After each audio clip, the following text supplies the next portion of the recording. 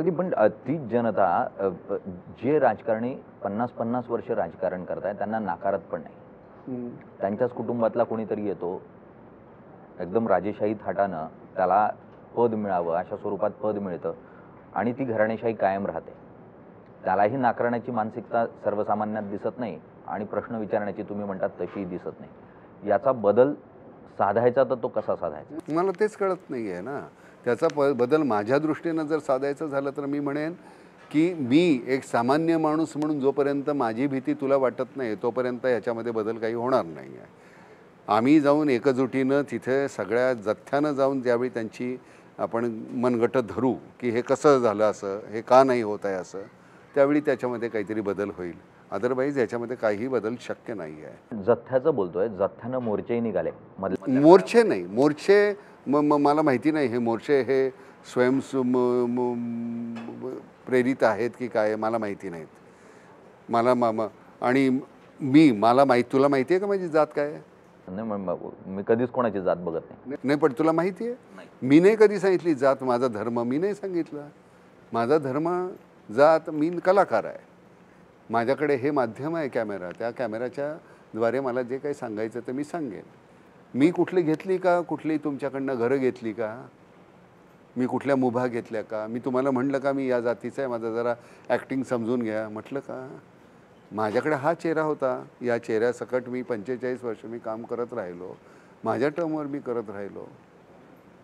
मी नाही घेतलं कोणाकडनं काही, नाही मिंदेपणा स्वीकारला. त्यामुळे मी माझ्यातला मला जिवंत ठेवला ना.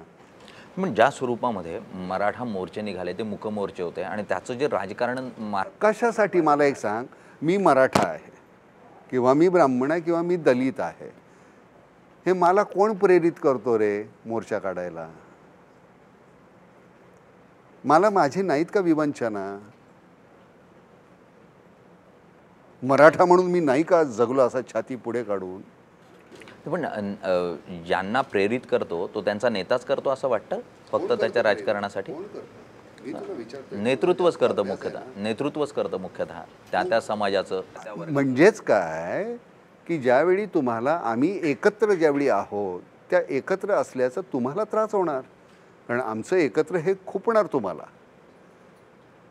त्यामुळे तुम्ही जितकं जमेल तेवढं मला ह्याला वेगळं काढलं, त्याला वेगळं काढलं, ह्याला वेगळं काढलं, हे करत राहणार तुम्ही. हे आम्हाला कधी कळणार? माझ्या मते आर्थिक निकषावर तुम्ही आरक्षण द्या, मग त्याच्यात जास्तीत जास्त आम्हाला दलितांना मिळेल. कारण आम्ही खरंच कमी आहोत रे आर्थिकदृष्ट्या, आमच्याकडे नाहीच आहे काय. कदाचित मी मराठी म्हणून मला थोडं कमी आरक्षण मिळेल, OBC म्हणून मला अजून कमी काहीतरी मिळेल, पण ते मान्य करा ना. आर्थिक माझी क्षमता असताना मी काय घ्यावं आरक्षण? आरक्षणाचा विषय निघाला आहे आणि मधल्या काळामध्ये ज्या स्वरूपाचे मोर्चे झाले त्यावर प्रतिमोर्चेही झाले आणि त्यातून एक जो सामाजिक तणाव निर्माण झाला तुम्हाला जाणवला? हो, म्हणजे काय, मला वाईट वाटलं. मला जाणवलं सोड, मला वाईट वाटलं. मीच दलित आहे, मीच ब्राह्मण आहे, मीच मराठा आहे, मला का तुम्ही एकमेकांवर आमची डोकी फोडायच्या? आणि तुम्ही छानपैकी छान घरात बसणार, समोर पोलीस बसलेले बंदूक घेऊन, आणि आम्ही आमची डोकी फोडायची एकमेकांची. हे आम्हाला कळत नाही आहे. काल कुठल्या तरी समाजाचं तुम्ही लावून देत होता, आता जातीमधलं काय आहे? प्रचार आपण गेल्या महिनाभर बघितला आचारसंहिता लागल्यानंतर. काल वृत्तपत्र उघडल्यानंतर एका चित्रपट अभिनेत्यानं जाहिरात केली होती मतदान करा अशा स्वरूपाची, आणि त्यातून कोणत्या तरी एका राजकीय पक्षाला कसं प्रमोट केलं जाईल अशा स्वरूपाचं वातावरण होतं. अभिनेत्यांनी, कारण नाना सुपारी घेऊन कोणत्या तरी प्रचाराला जातात असं आम्ही कधी बघितलेलं नाही, म्हणजे गेलो नाही, त्याची गरज नाही आली. पण अशा स्वरूपामध्ये अभिनेत्यांनी, म्हणजे तुमची मूळ जात कलाकार आहे नाही, पण त्यांनी त्या कुठल्या पक्षासाठी बोललेलं आहे? हां, हिडन अजेंडा मुख्यतः जो होता एखाद्या राजकीय पक्षाचं प्रमोशन होईल अशा स्वरूपाचा. पण मग ती जाहिरात कोणी दिली होती? दिली एका NGOने दिली होती. हां, आणि ज्यानं ते सांगितलं की मतदानाला जा, त्या कलाकारानंही मतदान केलं नाही अशा स्वरूपामध्ये कलाकारांनी नाही केली. आता बाबा हे आता ज्याचं त्याचं. कारण मला असं वाटतं की मी उद्या माझं थोबड दाखवायचं आहे तुम्हाला, की हे लोक जी पाहणारी आहेत त्यांना मला दाखवायचं आहे. त्यावेळी मी बोलतो त्यावेळी ते मला करायला पाहिजे मी आधी, आणि मग मी बोलावं. मला माहिती नाही तू कोणाचा संदर्भ देतोयस, पण तसं असेल तर ते चुकीचं आहे. मुळात अनेक चित्रपट कलाकार जे आहेत ते गेल्या 10 वर्षात सातत्यानं पाहायला मिळत आहेत की 2 तासासाठी का असो ना कोणत्या तरी राजकीय प्रचाराला जायचं. मधल्या काळामध्ये खूपच मोठ्या प्रमाणामध्ये खूप किमती वाढल्या होत्या कलाकारांच्या. 2-2 तासाच्या प्रचाराचे ते लाखो घेत होते. कलाकारांनी मुख्यतः कोणत्या तरी राजकीय पक्षाबरोबर अशा स्वरूपात स्वतःला फक्त प्रचारापुरतं समाविष्ट करून मलाच चुकीचं वाटतं. मी गेलेलो नाही कधी. नाही खरंच गेला आणि नाही. मी म्हणूनच तुम्हाला कदाचित एखाद्या कुठल्या प्रचाराला समजा गेलो पुढे, तर तो माझा तू मित्र म्हणून तू उभा राहिला असशील आणि माझ्या तुझ्या चांगुलपणावर माझा विश्वास असेल तरच मी जाईन. आणि त्याच्या बदल्यामध्ये मला कुठलीही गोष्ट मला काही गरज नाही आहे. मी पैसे कमवण्याचे माझे वेगळे आहेत. इथं मी माझं स्वत्व विकतो असं मला वाटतं. म्हणून मी नाही करत. बाकीच्यांनी कोणाला योग्य वाटतं अयोग्य वाटतं त्यांनी काय करावं ते त्यांचा वैयक्तिक प्रश्न आहे. मला पटत नाही आहे. कारण मी कलाकार म्हणून कुठल्याही पक्षाची मिराजदारी पत्करणार नाही. मुळात कोणत्याही पक्षाची मिराजदारी न पत्करता एक समाजभान म्हणून नाना पाटेकर सातत्यानं सामाजिक काम करताना पाहायला मिळालेत. नामसारखी संस्था ही ज्या स्वरूपात गेल्या वर्षभर काम करताना बघायला मिळते त्यातून पाणी सर्वसामान्यापर्यंत पोहोचलं. जो दुष्काळानं पिचलेला होता त्याच्यापर्यंत पोहोचलं. मुळात ही चळवळ उभी करावी आणि ती पुढे घेऊन जावी. आता जो टप्पा आहे या टप्प्याचा पुढचा टप्पा काय नाही मी हे तर मुळामध्ये त्याला चळवळीचं स्वरूप येण्याचं कारण मकरंद आहे. कारण मी फक्त ते पैसे तू त्यांना दे. माझ्याकडे ते पैसे उठून मी हे चेक घे 1,000 चेक 15,000 म्हणजे तुझे 1.5 कोटी रुपये होतील. हे घे आणि तू दे त्यांना. म्हणजे माझी जबाबदारी संपली. आपल्याला साधारणपणे एखादा कोणतरी नेता किंवा आमचा कोणतरी राष्ट्रपुरुष असेल गांधीजी त्यांना चबुतऱ्यावर एकदा उभे केले की आमची जबाबदारी संपली. त्यांना हार घातला. त्यांचे विचार आम्ही अंमलात आणतो की नाही हा महत्त्वाचा मुद्दाच नाही. चबुतऱ्यावर बसवलं ना म्हणजे संपलं. तसं माझ्या डोक्यात आलं की एकदा मी पैसे दिले तर माझा कॉन्शियन्स क्लिअर आहे की निदान यांच्याप्रती मी काहीतरी केलं. मकरंद असा होता की तो म्हटला की पहिले 200 चेक जे काय 250-250 द्यायचे तिथं तुम्ही चला बीडला, पुढचं आम्ही करू.